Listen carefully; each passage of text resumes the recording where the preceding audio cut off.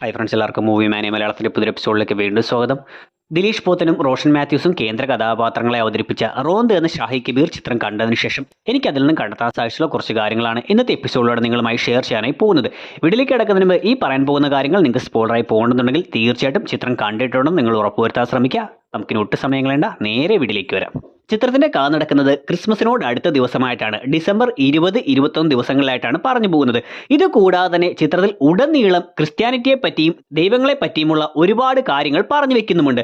ചിത്രത്തിൽ പല സീനുകൾ ശ്രദ്ധിച്ചാലും അവിടെ പള്ളികളും മറ്റും പല ഷോട്ടുകളിലും കൊണ്ടുവന്നിരിക്കുന്നതായി കാണാം. യോഹന്നാൻ ആ ഒരു മാമ്പഴം എടുക്കാൻ പോകുന്ന സീൻ കാണിക്കുമ്പോൾ അവിടെ അവസാന ഭാഗത്തായി ആ മാമ്പഴം കിടന്നിരുന്നത് ഒരു കുരിശടിയുടെ മുന്നിലായിട്ടാണെന്ന് കാണിക്കുന്നുണ്ട്. കൂടാതെ ഇവരൊരു ആക്സിഡന്റ് കേസ് അന്വേഷിച്ച് പോകുന്ന സമയത്ത് ആ ആക്സിഡന്റ് പറ്റിയിരിക്കുന്ന വണ്ടിയുടെ അടുത്തായി ക്രിസ്ത്യൻ മതത്തിലെ മാതാവിന്റെ ചിത്രം വെച്ചിരിക്കുന്നതായും കാണാം. ഇതുകൂടാതെ ഒരു ക്രിസ്ത്യൻ പുരോഹിതൻ തന്നെ ഒരു കേസിൽ അകപ്പെടുന്നതായും ആ ഒരു ഒളിച്ചോട്ട കേസിലേക്ക് വരുമ്പോൾ അവിടെയുള്ള പയ്യന്റെ പിതാവ് ഒരു മുസ്ലിം പള്ളിയിലെ ഇമാമാണെന്ന് പറയുകയും കൂടാതെ ഒരു ഭാഗത്ത് ശിവന്റെ വിഗ്രഹം എടുത്തു കാണിക്കുകയും ചെയ്യുന്നുണ്ട്. ഇങ്ങനെ മതപരമായിട്ടുള്ള അല്ലെങ്കിൽ ദൈവികപരമായിട്ടുള്ള പല കാര്യങ്ങളും ചിത്രത്തിൽ കാണിച്ചിട്ടുണ്ട്. ഇതുകൂടാതെ ഇവരിങ്ങനെ റോന്തി ചുറ്റി പോകുമ്പോൾ ആ ഒളിച്ചോട്ട കേസിലെ പെണ്ണിനെയും ചെറുക്കിനെയും പിടിക്കുന്ന സീനിലേക്ക് എത്തുന്ന സമയത്ത് അവരുടെ അടുത്തേക്ക് ഇവർ പോകാതിരിക്കാനായി ദൈവം പല സൂചനകളും കൊടുക്കുന്ന രീതിയിൽ കാണിച്ചിട്ടുണ്ട്. ആദ്യമായി പകൽ സമയത്ത് ഇവരുടെ ജീപ്പിന്റെ മുന്നിലേക്ക് ജിൻസിയും റോഷനും വരുന്ന സമയത്ത് പെട്ടെന്ന് ജീപ്പ് ഒന്ന് സ്റ്റോപ്പ് ചെയ്യുന്നതായും വണ്ടി മറ്റൊരു സ്ഥലത്തേക്ക് കൊണ്ടുപോയാലോ എന്ന് ദിന്നത്ത് ചോദിക്കുകയും വേണ്ട, ഞാൻ പറയുന്നിടത്തൂടെ പോയാൽ മതിയെന്ന് യോഹന്നാൻ പറയുന്നുമുണ്ട്. പിന്നീട് രാത്രി ഇവരെ പിടിക്കാനായി പോകുന്ന സമയത്ത് വണ്ടി ബ്രേക്ക് ഡൗൺ ആകുന്നതായിട്ടും പിന്നീട് ആ ഒരു വീടിന്റെ മുന്നിലേക്ക് എത്തുമ്പോൾ അവിടെയുള്ള ഒരു മരത്തടി ഒടിഞ്ഞു വീഴുന്നതായും അതിനുശേഷം ദിന്ന ഓടി വന്ന് തലയിടിച്ച് വീഴുന്നതായും കാണിക്കുന്നുണ്ട്. ഇതെല്ലാം കൂടാതെ ആ ഒരു സ്ഥലമെന്ന് പറയുന്നത് പല മരണങ്ങളും നടന്നിട്ടുള്ള വീടാണെന്നും പറയുന്നുണ്ട്. സോ ഇങ്ങനെ ആ ഒരു സ്ഥലത്തെയും ആ ഒരു സംഭവത്തെയും ഇവർ മരണത്തിലേക്ക് പോകുന്ന രീതിയിലും അതുകൊണ്ട് തന്നെ ദൈവം ഇവരെ തടയുന്ന രീതിയിലുമാണ് കാണിച്ചിരിക്കുന്നത്. കൂടാതെ ഈ സമയത്ത് 2 വട്ടം മരണം ദിന്നയുടെ അടുത്തേക്ക് എത്തുന്നത് പോലെ ആ മരത്തടി ദിനത്തിന്റെ മുന്നിലേക്ക് ഒടിഞ്ഞു വീഴുന്നതായും ഓടി വരുന്ന ദിന്നത്ത് തലയിടിച്ച് വീഴുന്നതായും കാണിക്കുന്നുണ്ട്. സോ ഇതെല്ലാം തന്നെ പിന്നീട് അയാൾക്ക് സംഭവിക്കാൻ പോകുന്ന ആ ഒരു മരണത്തിന്റെ മുന്നോടിയായിട്ടാണ് കാണിക്കുന്നത്. സോ ഇങ്ങനെ സിനിമയിൽ ഉടനീളം ഞാൻ പറഞ്ഞതുപോലെ ഒരു ദൈവത്തിന്റെ സാന്നിധ്യം ഉള്ളതുപോലെ ദൈവം ഇവരെ സഹായിക്കുന്നതായും ഇവരുടെ കൂടെയുള്ളതായും അങ്ങോട്ടേക്ക് ചെല്ലണ്ട എന്ന് സൂചനകൾ കൊടുക്കുന്നതായിട്ടുമെല്ലാം കാണിച്ചിട്ടുണ്ട്. ഇനി ഇതുകൂടാതെ യേശു മറ്റുള്ളവരുടെ പാപങ്ങൾക്ക് വേണ്ടി പീഡനങ്ങൾ അനുഭവിച്ച് മരണപ്പെടുന്നതായിട്ടും അവിടെ നിന്ന് ഉയർത്തെഴുന്നേൽക്കുന്നതായിട്ടുമാണ് പറയുന്നത്. സോ ഇവിടെ ഈ ദിന്നത്ത്, യോഹന്നാൻ എന്നീ കഥാപാത്രങ്ങളെ നോക്കുകയാണെങ്കിലും ഇവർ രണ്ടുപേരും തങ്ങൾ ചെയ്യാത്ത കാര്യത്തിന് മറ്റുള്ളവർ ചെയ്ത പാപത്തിന്റെ ഫലം അനുഭവിച്ച് ഒരാൾ മരണപ്പെടുന്നതായും മറ്റൊരാളുടെ ജീവിതം അവസാനിക്കുന്നതായിട്ടും അയാൾ ജയിലിലേക്ക് പോകുന്നതായിട്ടുമാണ് കാണിക്കുന്നത്. കൂടാതെ ഈ ദിന്നത്ത് എന്ന ക്യാരക്ടറിനെ നോക്കുകയാണെങ്കിൽ യോഹന്നാന്റെ ഒരു ശിഷ്യനെ പോലെയാണ് ദിന്നത്തിനെ കാണിച്ചിരിക്കുന്നത്. സീനിയർ ആയിട്ടുള്ള യോഹന്നാൻ പോലീസുമായി ബന്ധപ്പെട്ട ഓരോ കാര്യങ്ങളും ദിന്നത്തിന് പഠിപ്പിച്ചു കൊടുക്കുന്നതായിട്ടാണ് കാണിച്ചിരിക്കുന്നത്. എന്നാൽ അവസാനം ഈ ദിന്നത്ത് തന്നെ യോഹന്നാനെ ഒറ്റിക്കൊടുക്കുകയും യോഹന്നാന്റെ ജീവിതം അവസാനിക്കുന്നതായിട്ടും ദിന്നത്ത് ആത്മഹത്യ ചെയ്യുന്നതായിട്ടും അല്ലെങ്കിൽ രക്ഷപ്പെടാൻ പോകുന്ന സമയത്ത് മരണപ്പെടുന്നതായിട്ടും കാണിച്ചിട്ടുണ്ട്. സോ ഇത് യേശുവിനെയും യൂദാസിനെയും കണക്ട് ചെയ്യുന്ന രീതിയിലാണ് കാണിച്ചിരുന്നത്. യേശുവിന്റെ ശിഷ്യന്മാരിൽ ഒരാൾ തന്നെയായിരുന്നു യൂദാസ്. യേശുവിനെ ഒരുപാട് വിശ്വസിച്ചിരുന്ന, ഒരുപാട് സ്നേഹിച്ചിരുന്നയാൾ. എന്നാൽ അവസാനം തന്റെ നിലനിൽപ്പിനായി യേശുവിനെ ഒറ്റിക്കൊടുക്കുകയും പിന്നീട് അതിന്റെ പശ്ചാത്താപത്തിൽ യൂദാസ് ആത്മഹത്യയും ചെയ്യുന്നു. 2 രീതിയിൽ ഈ കഥ പറയുന്നുണ്ട്. ഒന്ന്, കെട്ടിത്തൂങ്ങിയാണ് മരിച്ചതെന്നും 2 അല്ല, മലമുകളിൽ നിന്ന് ചാടി തന്റെ ശരീര അവയവങ്ങളും തലയുമെല്ലാം പൊട്ടിച്ചിതറിയാണ് മരിച്ചതെന്നും. സോ ഈ ഒരു മരണത്തെ പോലെയാണ് ഇവിടെ ദിന്നത്തിന്റെ മരണവും കാണിക്കുന്നത്. യോഹന്നാൻ, നീ കാരണം എന്റെ ജീവിതവും നശിച്ചല്ലോ എന്ന് പറയുകയും പെട്ടെന്ന് ദിന്നത്ത് അവിടെ നിന്ന് ഓടുകയും ശരീരാവയവങ്ങൾ തകർന്ന അവസ്ഥയിൽ വണ്ടിയിടിച്ച് മരണപ്പെടുകയുമാണ് ചെയ്യുന്നത്. സോ ഇങ്ങനെ യേശുവിനെയും യൂദാസിനെയും പോലെയാണ് ഇവിടെ യോഹന്നാനെയും ദിന്നത്തിനെയും കാണിച്ചിരിക്കുന്നത്. കൂടാതെ ഈ യോഹന്നാൻ എന്ന പേര് തന്നെ ഹിബ്രുവിലെ ദൈവം മഹത്വമുള്ളവനാണ് എന്ന് അർത്ഥം വരുന്ന രീതിയിലാണ്. സോ അതും ഈ യോഹന്നാനെ ഒരു ജീസസുമായി കണക്ട് ചെയ്യുന്ന രീതിയിലാണ് കാണിച്ചിരിക്കുന്നത്. ഇനി ഇതുകൂടാതെ ഈ ചിത്രത്തിൽ ഒരുപാട് മാനസിക പ്രശ്നമുള്ള ആളുകളെയും രോഗികളെയും എല്ലാം കാണിച്ചിട്ടുണ്ട്.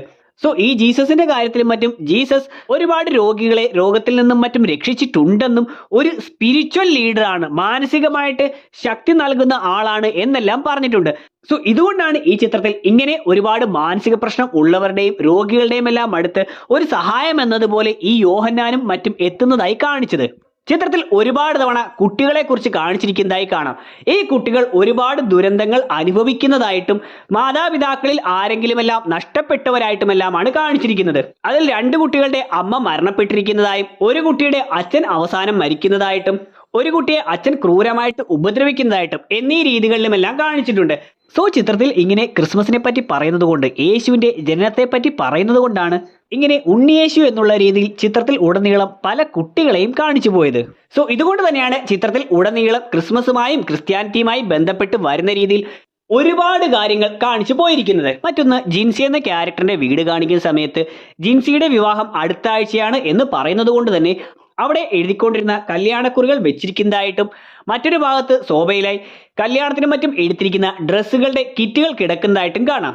ഇതുകൂടാതെ ഈ സിനിമയിലെ മിക്ക വീടുകളും കടകളും എല്ലാം കാണിക്കുന്ന സമയത്ത് അവിടെ ക്രിസ്മസിനോട് അടുത്തത് കൊണ്ട് തന്നെ സ്റ്റാറുകൾ കത്തിക്കിടക്കുന്നതായി കാണിച്ചിട്ടുണ്ട്.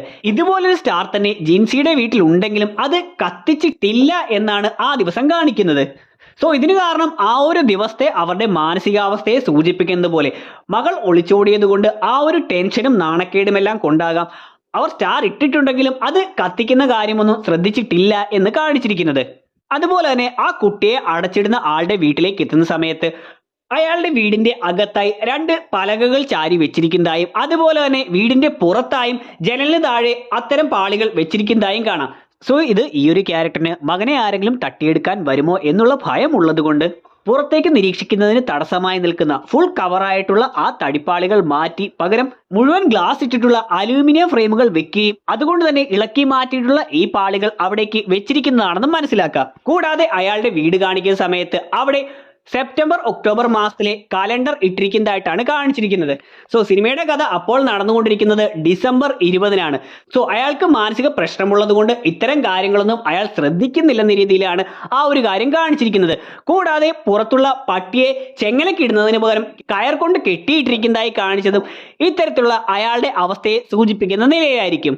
ഇതുകൂടാതെ അയാളുടെ വീടിന്റെ മുൻവശത്തായി ഒരു തയ്യൽ മെഷീൻ ഇരിക്കുന്നതായും കുറെ തുണികളും മറ്റും കിടക്കുന്നതായും കാണാം. സോ ഇത് അയാളുടെ മരിച്ചുപോയെന്ന് പറയുന്ന ആ ഭാര്യ ഉപയോഗിച്ചുകൊണ്ടിരുന്ന തയ്യൽ മെഷീൻ ആണെന്ന് അനുമാനിക്കാം. നവീൻ എന്ന ക്യാരക്ടറിന്റെ വീട്ടിലേക്ക് എത്തുമ്പോൾ അയാൾ വയറിംഗ് ജോലിക്കാണ് പോയിരുന്നതെന്ന് പറയുന്നുണ്ട്. സോ ഇത് അയാളുടെ വീടിന്റെ മുൻവശത്തിരിക്കുന്ന മോട്ടറിലൂടെയും ഫാനിലൂടെയും എല്ലാം ഡീറ്റെയിൽ ചെയ്തിട്ടുണ്ട്. മറ്റൊന്ന്, ഈ ദിന്നത്ത്, യോഹന്നാൻ എന്നീ ക്യാരക്ടറുകൾ ചിത്രത്തിന്റെ തുടക്കത്തിലെല്ലാം അത്ര അടുപ്പത്തിലല്ലായിരുന്നുവെങ്കിലും ആ റോന്ത് അവസാനിക്കുന്ന സമയത്ത് അവർ 2 പേരും മാനസികമായി ഒരുപാട് അടുത്തിരിക്കുന്നതായി കാണാം. എന്നാൽ പിറ്റേ ദിവസം ആ ഒരു പോലീസ് സ്റ്റേഷൻ സീനിൽ യോഹന്നാൻ തന്നെ ചതിക്കുമോ എന്ന് ഭയന്നുകൊണ്ട് ദിന്നത്ത് യോഹന്നാനിൽ നിന്നും മാനസികമായി അകന്നിരിക്കുന്നതുകൊണ്ട് തന്നെ ആ സീൻ നമ്മളെ കാണിച്ചിരിക്കുന്നതും ദിന്നത്തിന്റെയും യോഹന്നാന്റെയും ഇടയിൽ ഒരു സ്പേസ് അകലം വന്നിരിക്കുന്ന രീതിയിലാണ്. ഇതിനു മുന്നേ യോഹന്നാൻ താൻ കേസിൽ നിന്നും ഊരിപ്പോരുമെന്നെല്ലാം കോൺഫിഡന്റ് ആയി ഇരിക്കുന്നുണ്ടെങ്കിലും ദിന്നത്ത് തനിക്കെതിരെ സ്റ്റേറ്റ്മെന്റ് കൊടുത്തു എന്ന് അറിഞ്ഞതിന് ശേഷം അവിടെ നിന്നും എണ്ണിച്ച് മുന്നിലുള്ള ഗ്രില്ലിന്റെ അടുത്തേക്ക് വരുന്ന സമയത്ത് ആ ഷോട്ട് കാണിച്ചിരിക്കുന്നത് യോഹന്നാന് രക്ഷപ്പെടാൻ കഴിയില്ല, അയാൾ ഇനി ജയിലിൽ അകപ്പെടും എന്നുള്ള രീതിയിൽ ഗ്രില്ല് ജയിലിലെ അഴികളെന്ന നിലയിലാണ് കാണിച്ചിരിക്കുന്നത്.